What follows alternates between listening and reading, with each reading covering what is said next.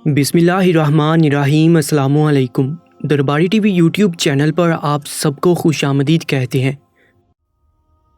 मैं एक मुतवस्त घराने से ताल्लुक़ रखता था।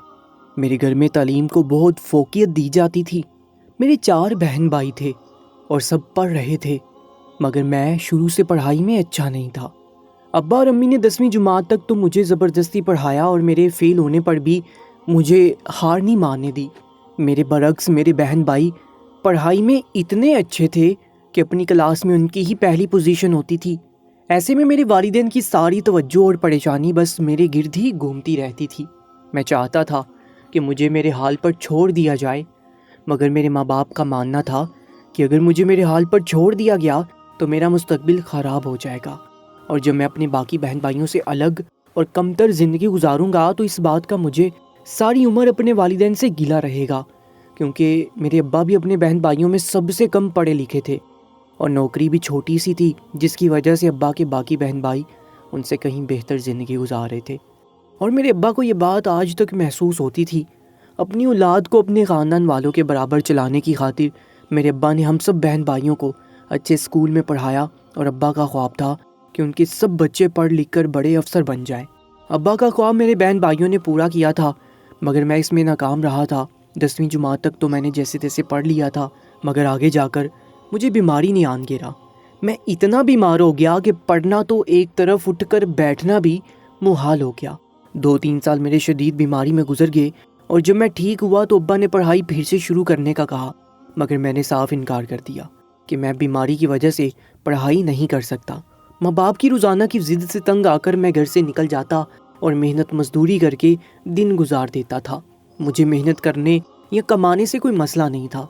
फितरतन मैं कोई काम चोर या सुस्त इंसान नहीं था, मगर मैं बस पढ़ाई की बात पर हमेशा तंग होने लगता था। मेरे बाप का मानना था कि मैं पढ़ लिख कर ही अपनी ज़िंदगी संवार सकता हूँ, जबकि मेरी ज़िद थी कि मैं तालीम के बगैर मेहनत करूँ। मैंने अपने अब्बा को समझाया कि इंसान के नसीब का रिज़्क उसे सिर्फ मेहनत से मिलता है, फिर चाहे वो पढ़ा लिखा हो या ना हो, क्योंकि मेरा मानना यही था। इस पर मेरे अब्बू बोले कि अगर खाली हाथ मेहनत करोगे तो सारी उम्र ज़ाया हो जाएगी, मगर तुम्हारी कमाई नहीं बढ़ पाएगी। लेकिन अगर तुम पढ़ लिख जाओगे तो डिग्री और शऊर हाथ में होगा, इसके बलबूते पर कोई अच्छी सी नौकरी हासिल कर सकोगे। और पढ़े लिखे इंसान का एक फ़ायदा ये होता है कि वो जितनी ज़्यादा मेहनत करता जाता है उतनी तेज़ी से आगे बढ़ता जाता है। मैंने अपने बाप से बहस नहीं की, क्योंकि मुझे नहीं पता था कि ज़िंदगी की हकीकत क्या है। मैं पढ़े लिखे लोगों को अच्छी और आसान ज़िंदगी गुजारते देखा था, मगर मेरा कुंद ज़हन पढ़ाई में मेरा साथ नहीं देता था। मेरे अब्बा की ज़िद पर मैंने फिर से 11वीं क्लास में दाखिला ले लिया था। 3 साल के एक बड़े अरसे के वक्फे में मैंने सिर्फ आराम किया था। अब मेरे लिए पढ़ना पहले से ज़्यादा मुश्किल हो गया था। मैंने पूरा साल अपनी हिम्मत से ज़्यादा मेहनत की, मगर बुरी तरह फ़ेल हो गया। मेरे माँ बाप मायूस हो गए और मुझसे नाराज़ होकर कह दिया कि मैं अब जो चाहे करूँ, वो मुझे दोबारा कभी मना नहीं करेंगे।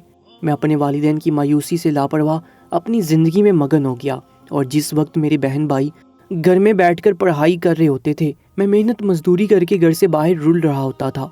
और अजीब बात यह थी कि मुझे कोई एहसास ही नहीं था मैं अपने साथ क्या कर रहा था।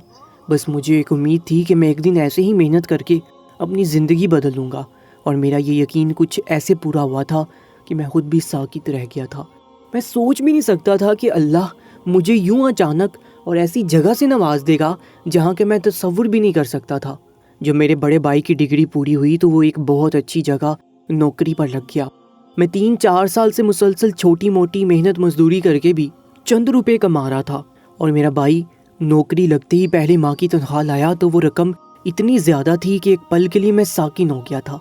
ज़िंदगी में पहली बार मुझे तब धक्का लगा था, और मेरे दिल में ख्याल आया था कि काश मैं भी कुछ ना कुछ पढ़ लिख जाता तो शायद आज मेरी ज़िंदगी भी अलग होती। मगर फिर मैंने जल्द वो ख्याल अपने दिमाग से दूर झटक दिया, क्योंकि पढ़ाई का सोच कर ही मुझे कुछ होने लगता था। लेकिन फिर जो दिन गुजरते गए मैं मज़ीद इस बात से अनजान नहीं रह पाया कि मेरे बाप की बात ठीक है। मेरा भाई दिन निकलने के बाद काम पर जाता और शाम होने से पहले लौट आता। उसका लिबास साफ़ होता था और फिर वो रात तक सिर्फ वक्त गुजारी करता था, जबकि मैं सुबह सवेरे काम पर निकलता और रात ढले घर लौटता था। मगर जब पैसों की बात आती तो मेरे भाई की तनख्वाह मेरी कमाई से ज़्यादा होती। अभी मैं वो सब बर्दाश्त नहीं कर पा रहा था کہ میری ایک بہن ڈاکٹر بن گئی اور اس کے کچھ وقت بعد دوسری بہن بھی بینک میں مینیجر کی نوکری کرنے لگی۔ چھوٹا بھائی بھی ڈاکٹر بننے والا تھا۔ سب کی زندگیاں آسان ہوگی اور میرے ماں باپ کو ان کی دعائیں دیتے مجھے دیکھ کر آہیں بھرنے لگی۔ میرے ابا میری زندگی کا وہ رخ دیکھ کر افسردہ رہنے لگے اور ماں ہر وقت دعا دینے لگی کہ اللہ مجھے اتنا دے کہ بیٹھ کر کھاؤں۔ پھر شاید اللہ نے میری ماں کی دعا قبول کر لی اور مجھے میری اوقات سے زیادہ نواز دیا گیا۔ میں اپنے بہن بھائیوں کی اس خوشگوار زندگی پر رشک کرنے لگا اور ایک روز دوست سے بولا کہ مجھے وہ کام دلوائے۔ میں چاہے ایک دن میں 10 جگہ کام کروں فرق نہیں پڑتا، مگر مجھے بس ایک دھن سوار تھی کہ اپنے بہن بھائیوں کے برابر پیسہ کما سکوں، کیونکہ ایک بات تو میں جان چکا تھا کہ میری زندگی ان کی زندگیوں جیسی سکون بڑی نہیں ہو سکتی۔ تب میرے دوست نے مجھے ایک عجیب سا کام بتایا تھا، جسے سن کر میں پہلے تو بھدک گیا اور اسے بولا کہ میں ایک مسلمان لڑکا ہوں، اس لیے مجھے ایسے کام زیب نہیں دیتے۔ مگر پھر میرے دوست نے مجھے سمجھایا کہ کام تو صرف کام ہوتا ہے، کمانے کے لیے حلال حرام نہیں دیکھا جاتا۔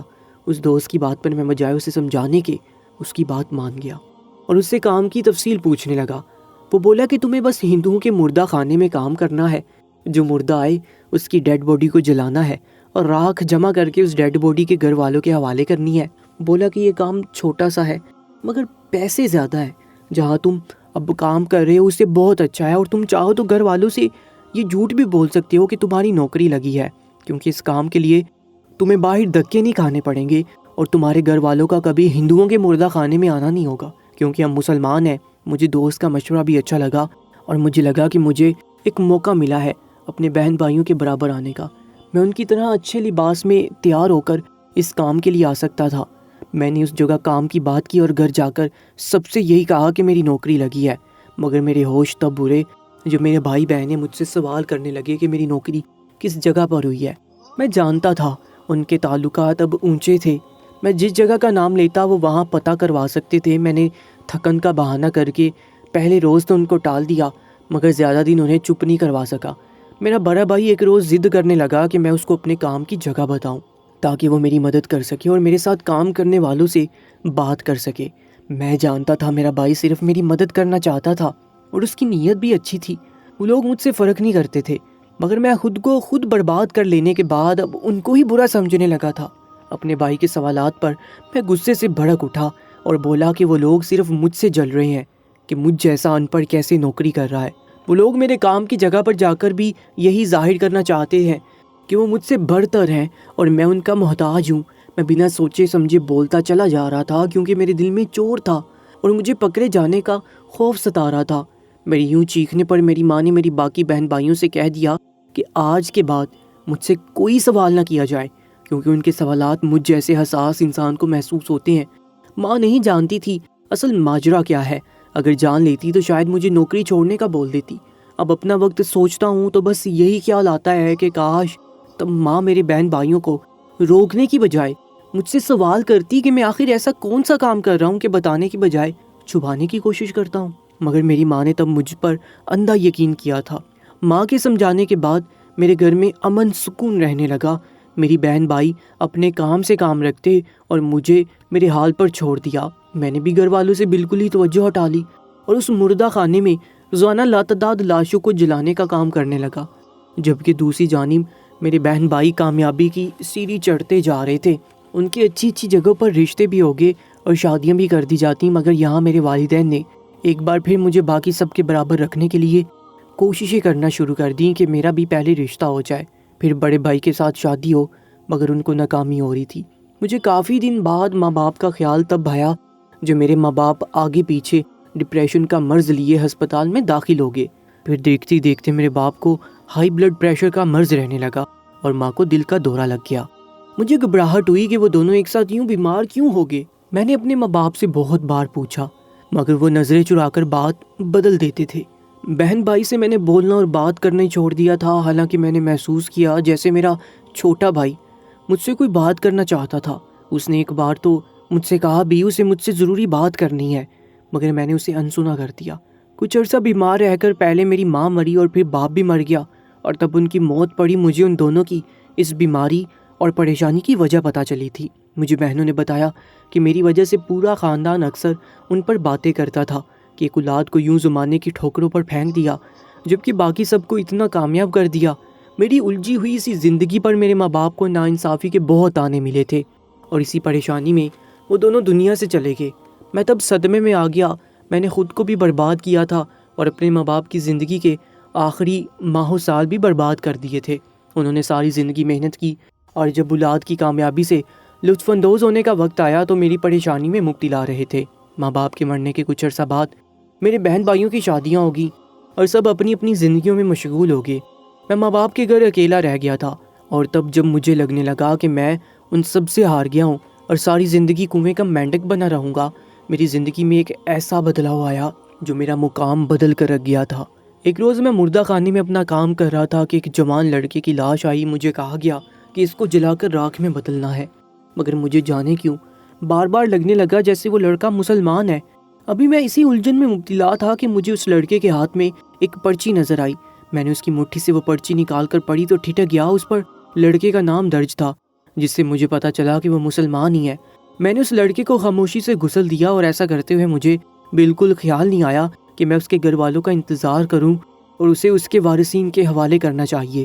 اسے غسل دے کر میں نے دفنا دیا، مگر وہ پرچی میں نے اپنے پاس ہی رکھی تھی، کیونکہ اس ایک پرچی سے میری قسمت بدل سکتی تھی۔ میں پوری رات اس پرچی کو دیکھتا رہا، سوچ میں مبتلا رہا کہ مجھے اس پر یقین کرنا چاہیے کہ نہیں۔ پوری رات سوچنے کے بعد میرا لالچ جیتا تھا، اور صبح یہ جان کر مجھے زوردار جھٹکا لگا تھا کہ میرا 5 کروڑ کا انعام نکلا تھا۔ میرے لیے یقین کرنا مشکل ہو گیا تھا۔ میں پاگلوں کی طرح بار بار اس رقم کو دیکھ رہا تھا، سوچ رہا تھا کہ یہ مجھے میری ماں کی دعا لگی تھی کہ مجھ جیسا ان پڑھ اور خالی ہاتھ انسان بھی آج اتنی بڑی رقم کا مالک بن چکا ہے۔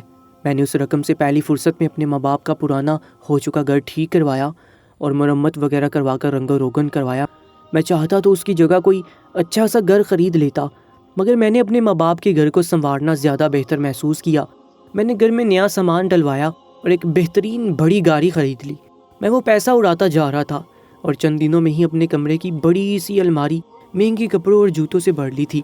خاندان والے میری اس کایا پلٹ پر حیران تھے، اور میں نے سب کو بس ایک ہی جواب دیا کہ میں اتنے سالوں سے جو محنت کر رہا تھا یہ اس کی جمع پونجی تھی۔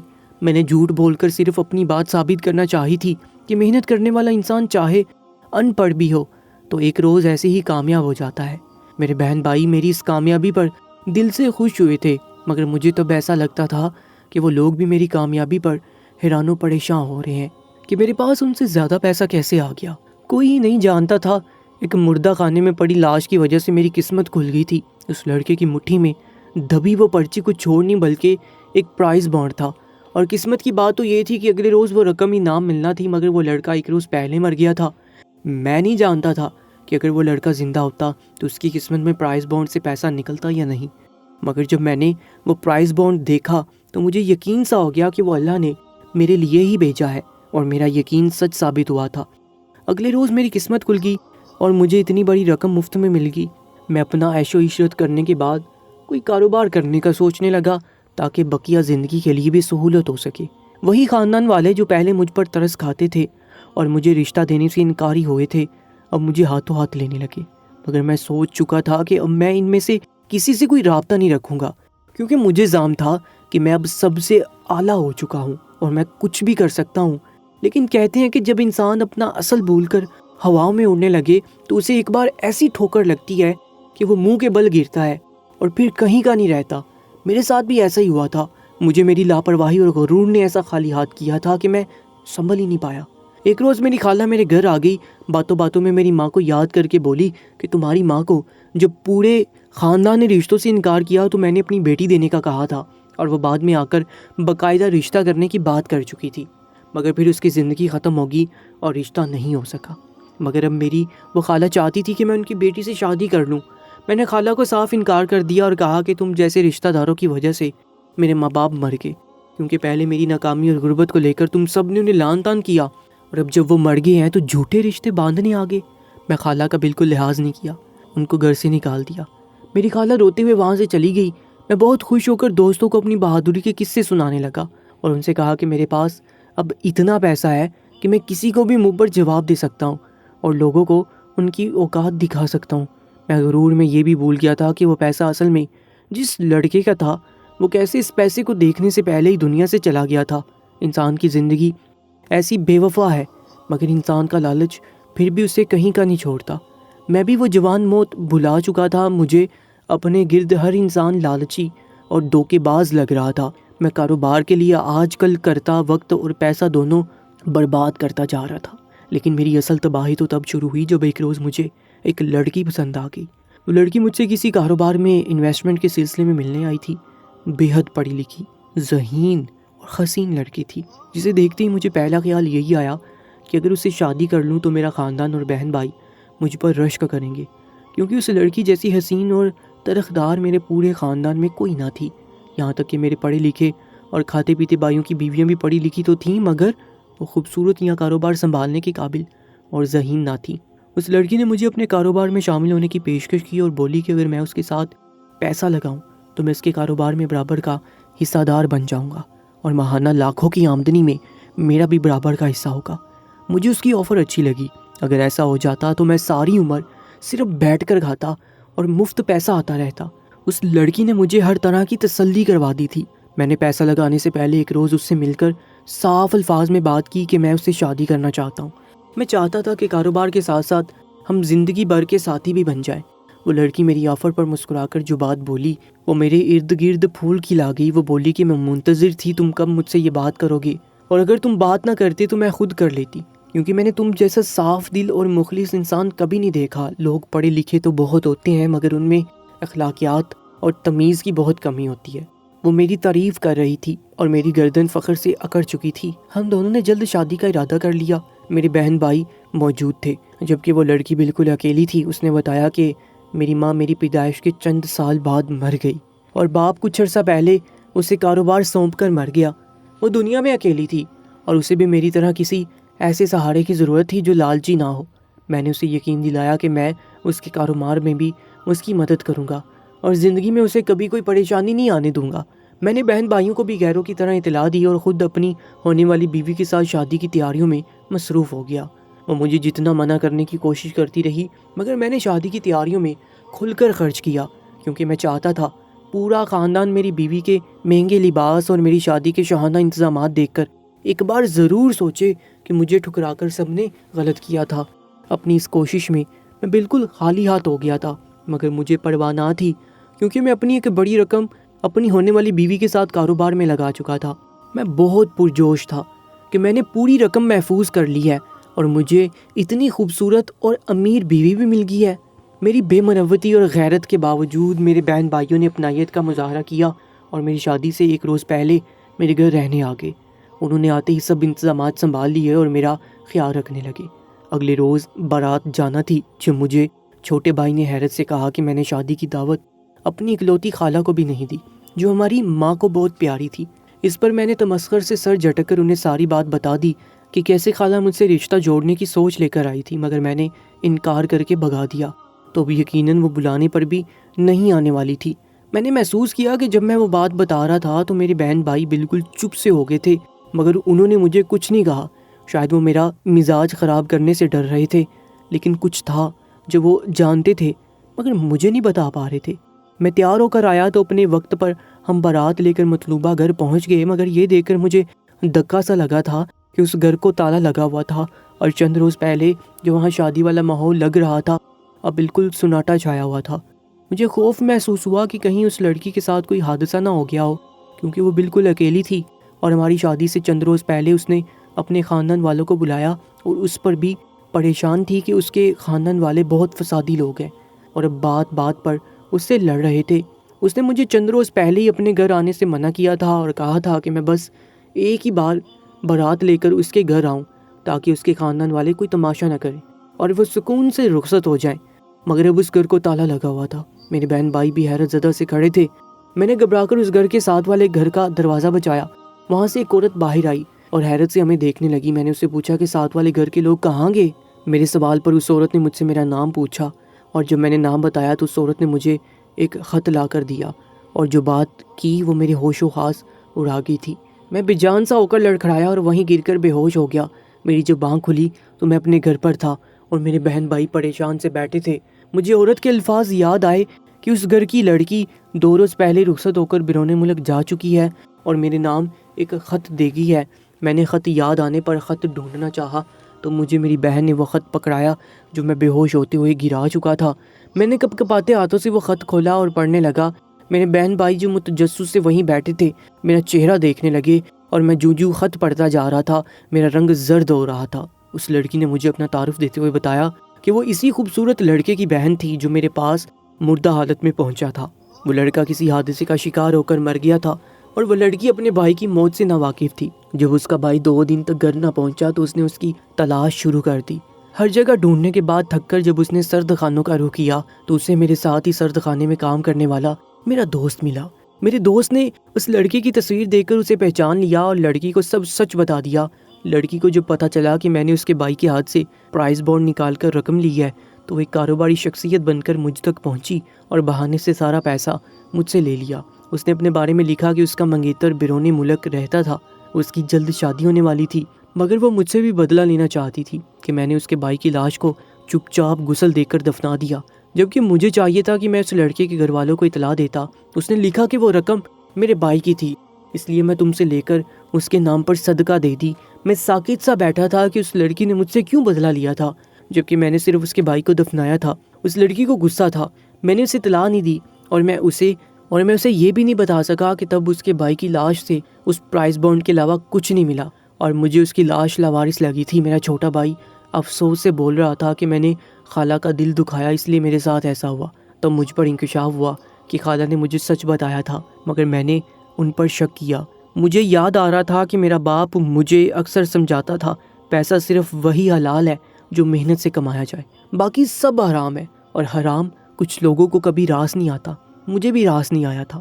اللہ پاک ہم سب کو حلال رزق کمانے کی توفیق عطا فرمائے۔ کمنٹ سیکشن میں آمین ضرور لکھیے گا۔ اس ویڈیو کو اپنے دوست احباب اور رشتہ داروں کے ساتھ بھی ضرور شیئر کیجیے گا اور ایسے ہی سبق آموز اور سچے واقعات کے لیے ہمارے یوٹیوب چینل کو سبسکرائب کر لیجیے گا۔ اپنا بہت زیادہ خیال رکھا کریں۔ اللہ نگہبان۔